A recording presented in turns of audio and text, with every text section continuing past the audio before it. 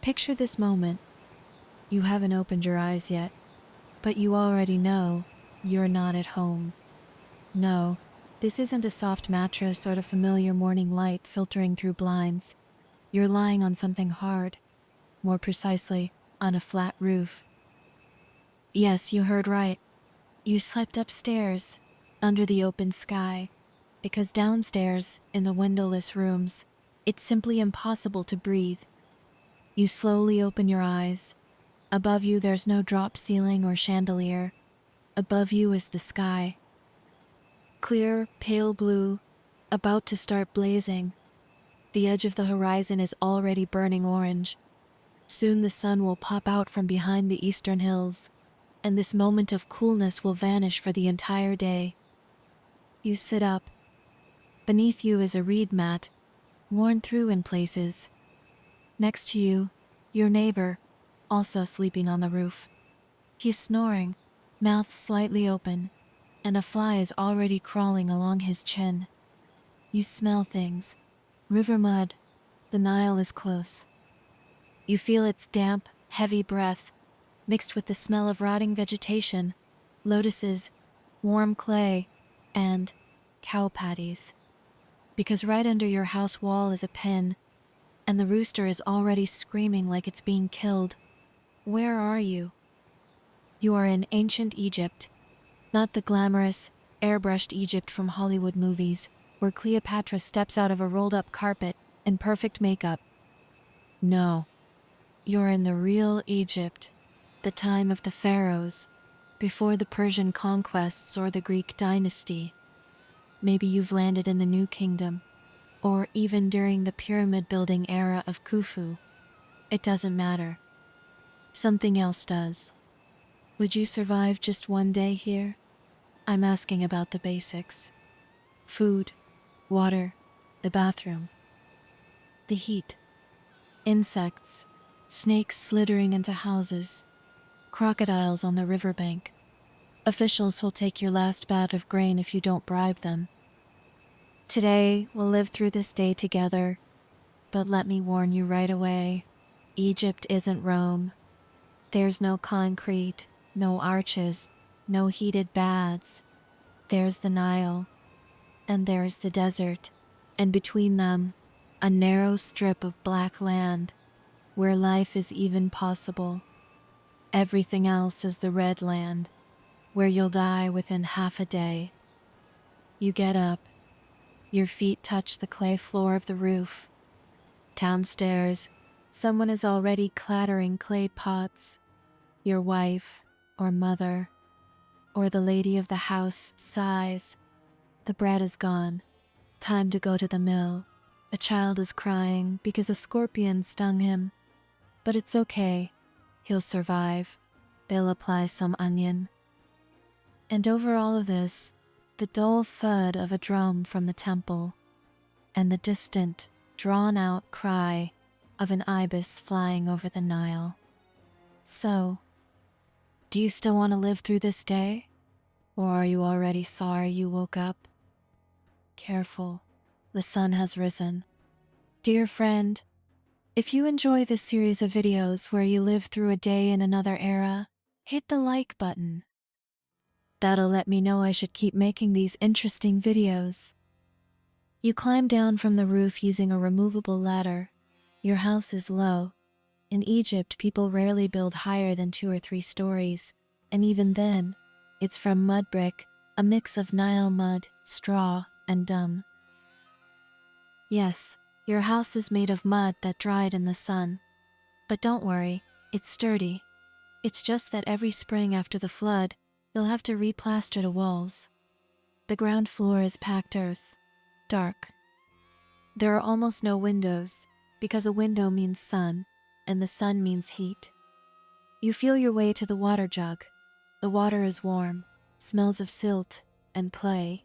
But you drink, because in an hour you'll be so thirsty your tongue will stick to the roof of your mouth. Breakfast? Nothing yet. If you have a couple of flatbreads left from yesterday's emmer wheat, you chew them on the go. If not, you go hungry. The main news today, the water. The Nile has begun to recede. You look at the markings on the courtyard pillar, the flood height, and realize the harvest will be average, neither rich nor starving. You need to save grain. Every morning, an Egyptian assesses the water, because water is life. Without the flood, there's no silt. Without silt, no bread. Without bread, revolt. You take a jug and head to the river, but not alone. Never go alone. Crocodiles aren't a myth. There are hundreds of them, and hippos are worse. An enraged hippo can flip a boat like a toothpick. You go with neighbors, carrying a stick, saying a prayer. On the shore, people are already there. Women are washing clothes, beating them against stones. Men are filling amphorae. Fishermen are hauling in nets, with Nile perch, catfish, and sometimes a baby crocodile, which they'll throw back unless they sell it to the tanners. You fill your jug. It's heavy. A gallon of water weighs about 8.3 pounds, and you've got about 5 gallons, roughly 20 liters. You carry it on your shoulder, bending under the weight. At home, you'll pour the water into porous clay vessels. Water will evaporate through the walls, cooling the contents. That's the only refrigerator. It works pretty well. If you're lucky, the water will be almost cool by evening. The smells of an Egyptian morning, hot dust, not yet stirred up, but already noticeable in your nose. The fresh, fishy dampness of the Nile. Smoke from yesterday's fire, where they burned papyrus stalks. Human sweat. You're already sweating. Everyone sweats. No one here is ashamed of body odor. It's normal. And a strange Swedish smell, blooming lotuses, picked yesterday for the temple. You get home. Now, morning bathroom duties. Egypt doesn't have toilets as we know them. There's a chamber pot that you'll take outside the village and dump in the sand. If you're rich, you have a wooden chair with a hole, with sand underneath.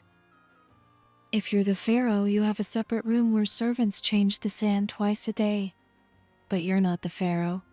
You head out past the edge of town, and here's the first shocking realization. There's no toilet paper in Egypt. At all. There's your left hand and a jug of water. From this moment on, you'll always remember why you eat with your right hand and use your left for hygiene. And yes, washing your hands with ash or soda afterward is sacred. You return. Now it's time to get dressed. Morning. The line in prison and white footwear.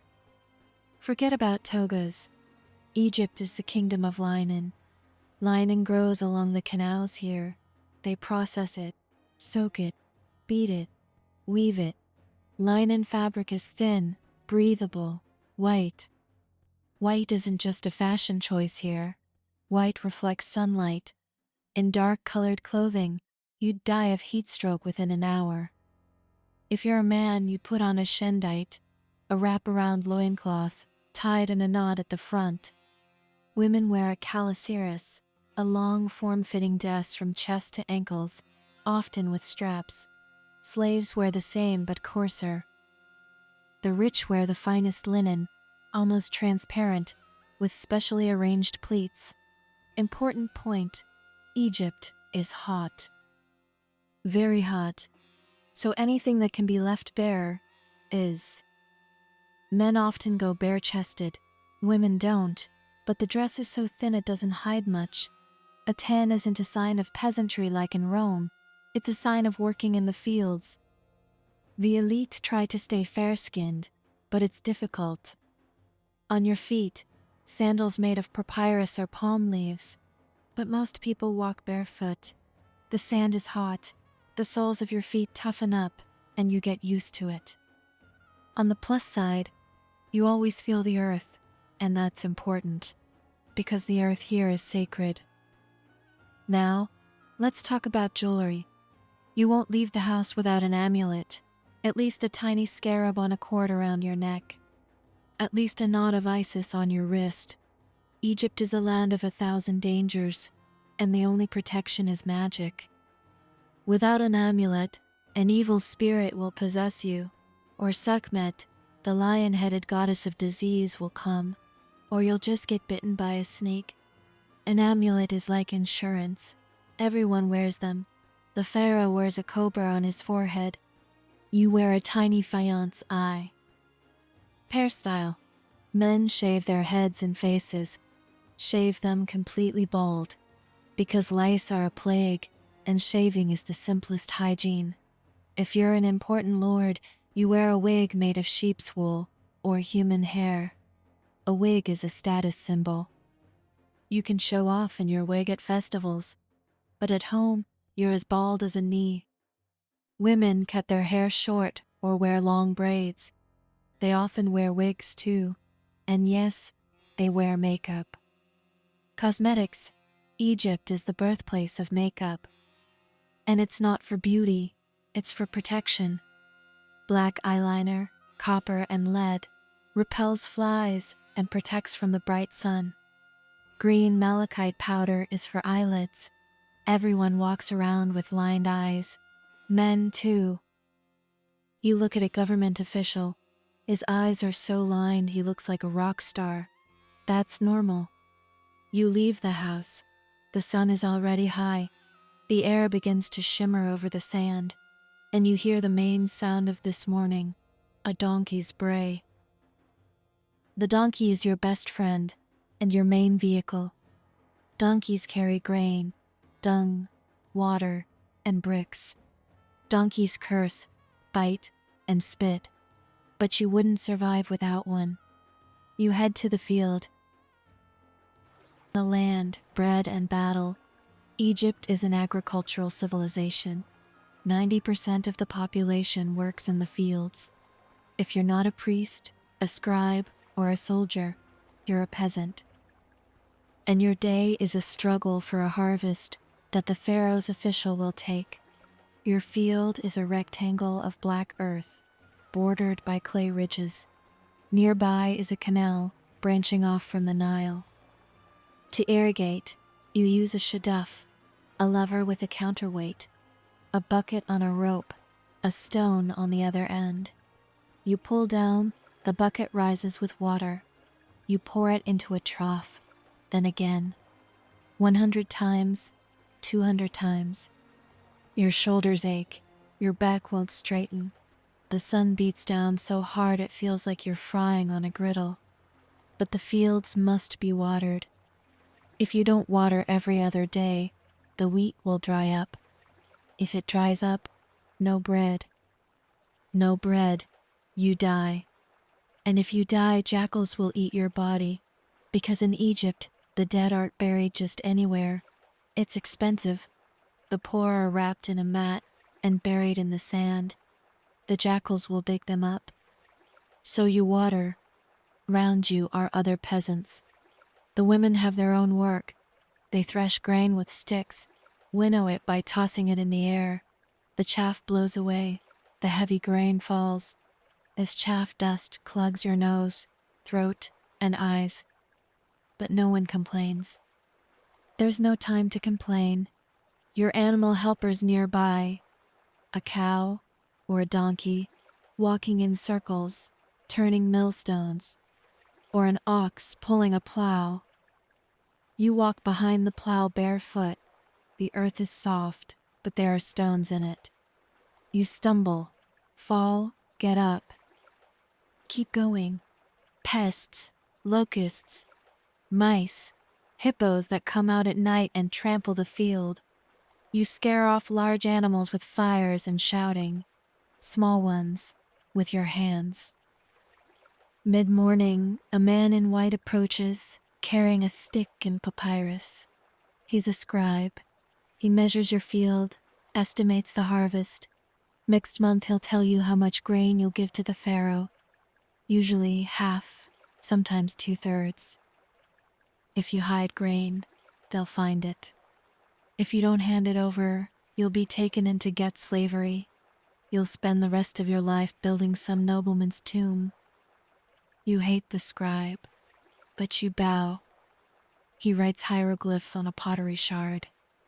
You can't read. None of your neighbors can. Reading and writing are for priests and scribes. It's magic. Symbols can kill from a distance if written correctly. You believe that because the world of Egypt is a world of magic.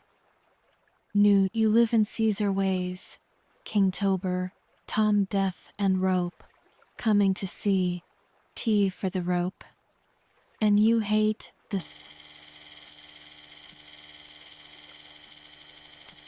sun is at its zenith. You can't work anymore. It's 100 degrees Fahrenheit, 40 degrees Celsius. You could fry an egg on the sand.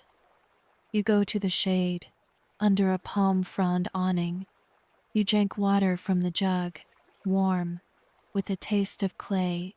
You eat a flatbread with onion and mashed lentils. That's your lunch.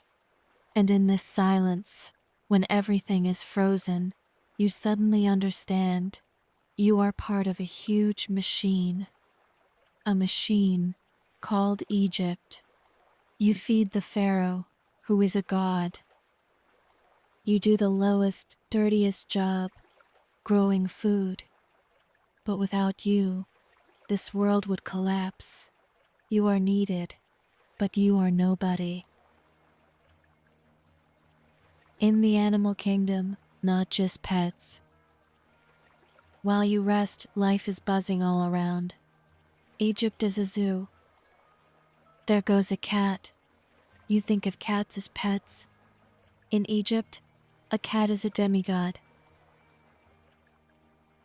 Bastet is the cat goddess. To kill a cat is a deadly sin.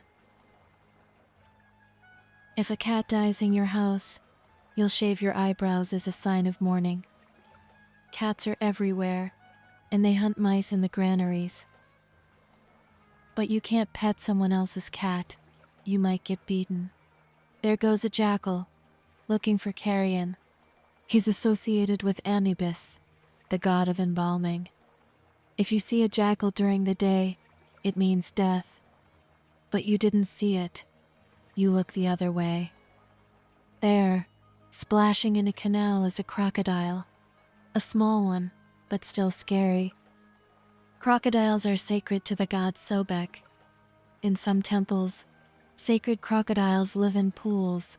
They're fed meat and decorated with gold. But this ordinary one, you can kill it if it attacks a cow. But careful, killing a sacred crocodile is punishable by death. An ibis flies overhead, the sacred bird of Thoth, the god of wisdom. You can't touch an ibis. Dead ibises are mummified and buried in tombs. There are millions of them. Scorpion. This is the ultimate horror. Scorpions crawl into houses, into sandals, into beds. If a child is stung, they die within an hour. An adult, within a day. Priests have an antidote, but it's expensive. You yourself recite a spell over the wound, chanting the names of gods. Sometimes it helps. Snakes, cobra, viper, horned viper. You'll hit a snake with a stick at the first chance. Its venom is a symbol of the pharaoh's power. But if a cobra bites you, neither the pharaoh nor the gods will help. Egypt is a wild land. Home here isn't a fortress against people, it's a fortress against animals. If you're lucky enough to live not in a village but in a city, Thebes or Memphis, for example, your life is a bit easier. You're a craftsman. If you're a potter, you sit at a wheel hand-operated, no foot pedal, and shape pots from Nile clay. The clay is gray but turns red after firing. You make jugs, bowls, amphorae for storing grain, oil lamps. It's dirty work. Clay gets under your nails and into every crease of your skin. But your pot will sell at the market. Without a pot, you can't store water. If you're a tanner, the smelliest job. You soak hides in urine, then ash, tan them with acacia. The stench is so bad the neighbors complain. But leather is needed for sandals, quivers, shields. Your part of town is on the edge, near the desert. Because in the center, they throw stones at you. If you're a jeweler, if you're a high-class master, you work for the temple or palace. You melt gold, silver, copper. You make scarabs, pendants, bracelets. Your clients are the nobility. You work under guard because gold is power. Stealing gold from the workshop means immediate death by impalement. You're careful. If you're a weaver, you work on a horizontal loom. The linen threads tangle. You have to sort each one. The workshop is stuffy, dusty, with tiny linen particles floating in the air. Your lungs fill with this dust. You cough. But in a month, you'll weave a piece of fabric for a priest's robe, so fine it's almost transparent. The city has a market. You go there after midday. The market is an uproar. Shouts, smells of fish, onions, garlic, dates. Traders from Nubia sell ebony and ivory. From the Levant, silver and cedar. Egyptian grain is traded for copper from Sinai. You haggle. Egyptians love to haggle. If you pay the first price they name, you're a fool. The real price is half that. You buy a bunch of onions, several dates, a small jug of beer. Beer. It's not the beer you know. Egyptian beer is thick, cloudy, almost a porridge made of barley soaked in water. It's slightly sweet. It contains 4% alcohol. Everyone drinks it, including children, because water isn't always safe. Beer is calories and hydration. Beer has a goddess, Tenenit. You raise your jug and silently thank her. Now, home. You need to survive the rest of this scorching day. Midday, sleep, shade, and water. The sun is the enemy. From noon to 3 p.m. you can't work. You'll simply die of heat stroke. The city freezes. Shops close their shutters. People lie down in the coolest spots, on roofs under awnings, in basements if available, in depressions in the floor. You put a damp rag on your head and try to doze off. Sleep doesn't come. It's too hot. You hear the buzzing of flies, hundreds, thousands of flies. In Egypt, flies are a curse. They get into your eyes, mouth, ears. You swat, but it's useless. Your skin is sticky with sweat. The flies land on the sweat and drink it. You think about water, about a big jug of cold water from the hills. You dream of being in a pharaoh's tomb. It was always cool there, and dark, and quiet. Your neighbors aren't sleeping either. Someone is quietly arguing. A child is crying. He's hot. He wants to drink, but his mother won't give him water because he wet himself and she's angry. An old man in the corner mutters prayers to Amun-Ra. Oh, you who sail in the boat of 1,000,000 years, cool your breath for us. And Amun-Ra doesn't answer. He doesn't care about a single peasant. You lie there and wait. You wait for the sun to begin tilting westward. Noon workshops, school, and gods. Finally, the heat subsides. The air becomes less dense. You get up, drenched, exhausted, but alive. If you have children, you send them to scribe school. Yes, girls are sometimes taught too, but rarely. School means sitting on a mat and copying hieroglyphs onto a clay tablet or piece of limestone. The teacher is an old scribe with a stick. Make a mistake, the stick on your hands. Get lazy, the stick on your back. Schooling takes years. But when your son becomes a scribe, he'll never have to plow a field. He'll sit in the shade and count the harvests of other peasants. That's every father's dream. If you yourself want to escape the land, you go to the temple. The temple. This isn't a place where people pray in a crowd. The temple is the god's house. Common Egyptians don't enter the inner sanctum. You can leave an offering in the outer courtyard, a piece of bread, an onion, a little figurine, and ask, Great Amun, grant me health, or Hathor, protect my wife in childbirth, or Thoth, help my son pass his hieroglyph exam. Sometimes you see a priest. He's clean-shaven, with lined eyes. He doesn't look at you. To him, you're dust. Priests speak with the god behind closed doors. They wash themselves 4 times a day. They eat sacred food that no one has seen. They are the intermediaries between the living world and the world of the gods. You leave the temple. Evening falls quickly. The sun turns red and looks like a glowing copper disc. Evening family supper. Now home. Your wife has already made supper. Cooking is done on a small clay stove, a tagine. The fuel is dried dung, left to bake in the sun. Yes, you eat food cooked over burning cow manure, and this is normal. Wood is almost non-existent in Egypt. Dung is the only fool. Supper, flatbreads made of coarse grain, baked in the ashes. You dust off the ash and break the bread. Lentil stew with onion and garlic. Fish, dried or fried. Everyone eats fish, except high-ranking priests. Fish are considered unclean. A salad of cucumbers and lettuce leaves. Lettuce was considered an aphrodisiac, associated with the god Min. Dates and honey for something sweet. Drink, beer, or water. There's very little wine in Egypt, and it's expensive. There are vineyards in the delta, but that's for the elite. You, a peasant, drinks beer. Your son drinks beer. Everyone drinks beer. You sit on the mat, the family, the wife. You, your wife. Your children, 3, 5 of them. Because infant mortality is high, you need a backup. Your mother or father, they live with you, because that's the custom. A slave? If you're a wealthy peasant, you might have 1 or 2 slaves, captured from Nubians or Libyans. They sleep in the animal pen. Supper conversation. The scribe came. He says they're re-estimating the harvest.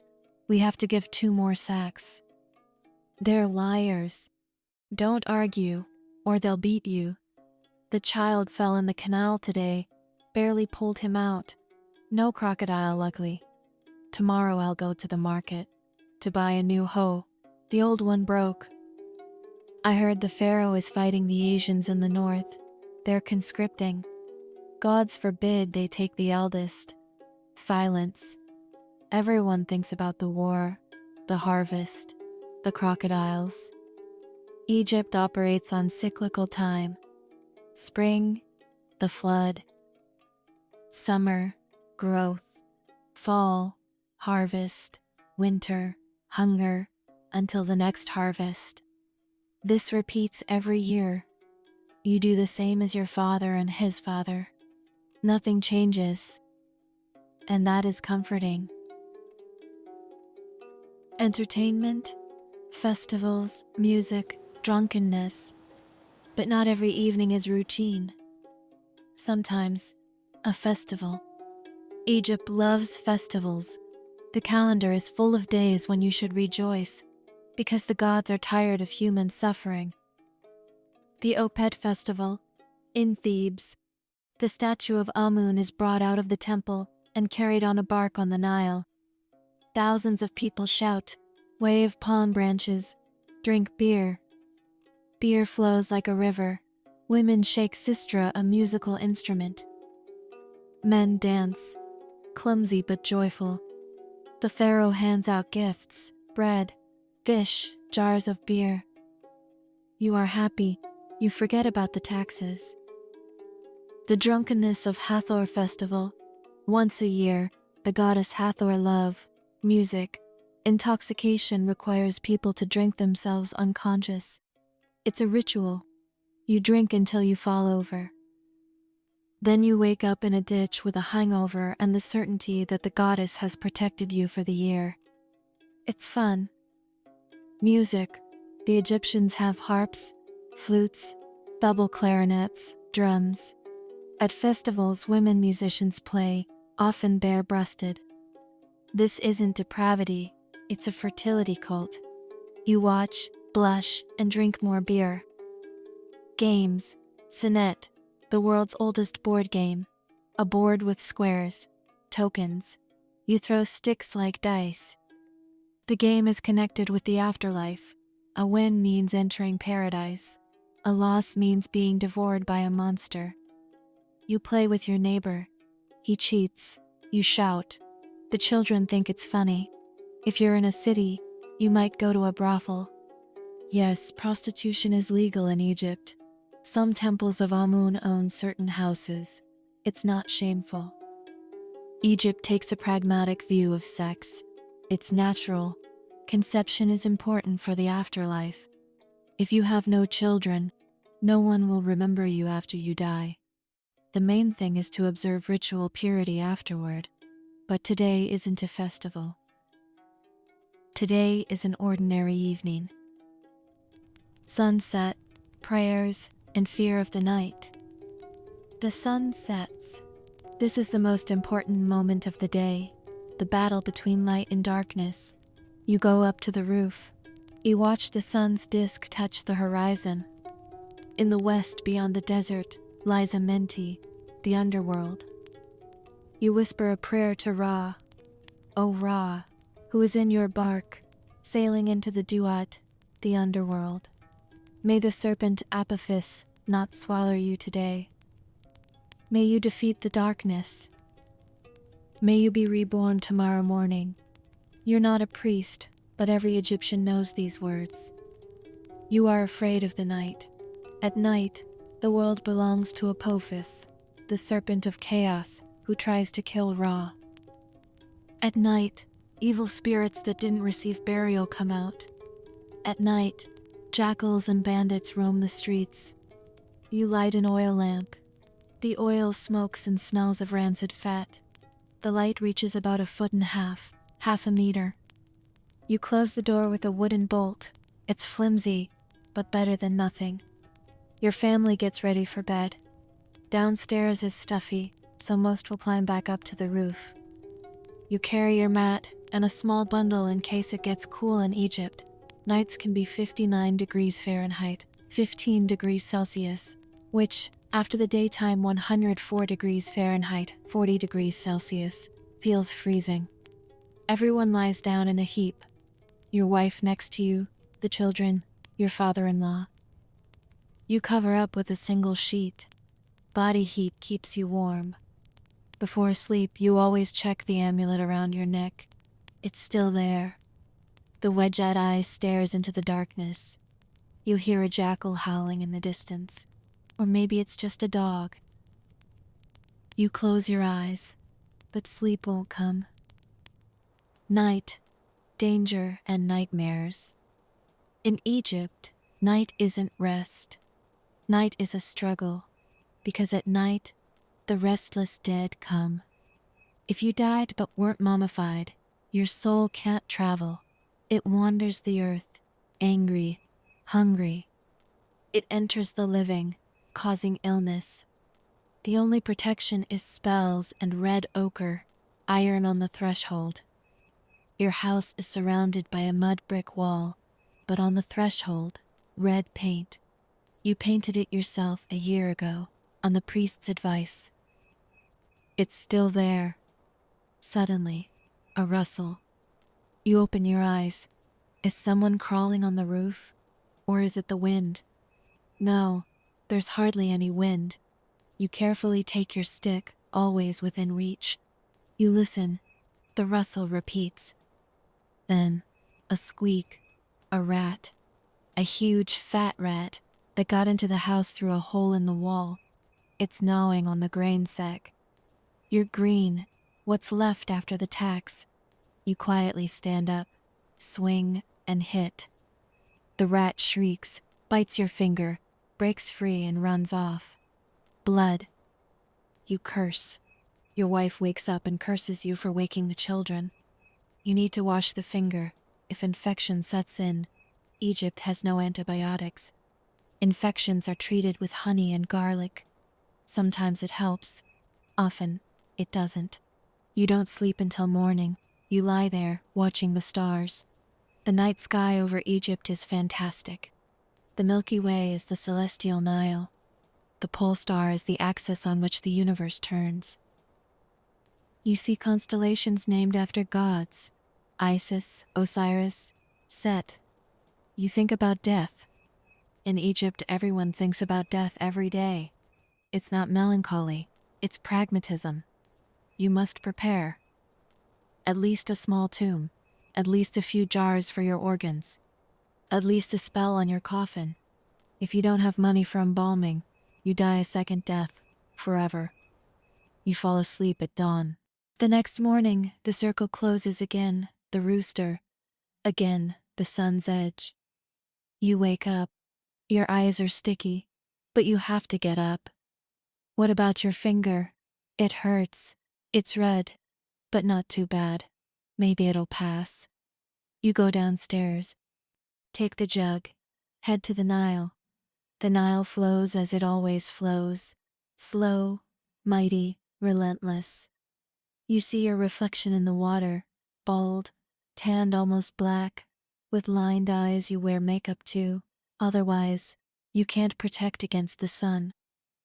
Nearby, a crocodile splashes in the water, about 60 feet away. It's looking at you. You're looking at it. And you back away. You get your water, return home. Your wife is already warming flatbreads. The children are scuffling in the dust. The neighbor came out at the same time. He's also going for water. A new day begins, just like yesterday, just like tomorrow. So, you've lived one day in ancient Egypt. You woke at dawn on a hard mat, drank warm water from a clay jug, plowed a field, haggled with a scribe, feared crocodiles and jackals, escaped flies and heat, ate flatbreads kneaded with dung, protected your grain from rats, prayed to Amun-Ra, and fell asleep thinking about death. It's not glamorous, it's hard, it's dirty, it's scary. But here's the paradox. Egyptians were happier than many modern people. Why? Because they had order mot. They knew that if you plow the field today, there will be a harvest tomorrow. If you please the gods, they won't send drought. If you die righteously, you will be resurrected. They didn't have 21st century doubts, no identity crisis, no existential emptiness. Their life was hard, but comprehensible. Would you want to live like that? I don't think so. Because even one day in ancient Egypt leaves scars, physical, psychological, hygienic. But this day is worth living through, at least in your mind.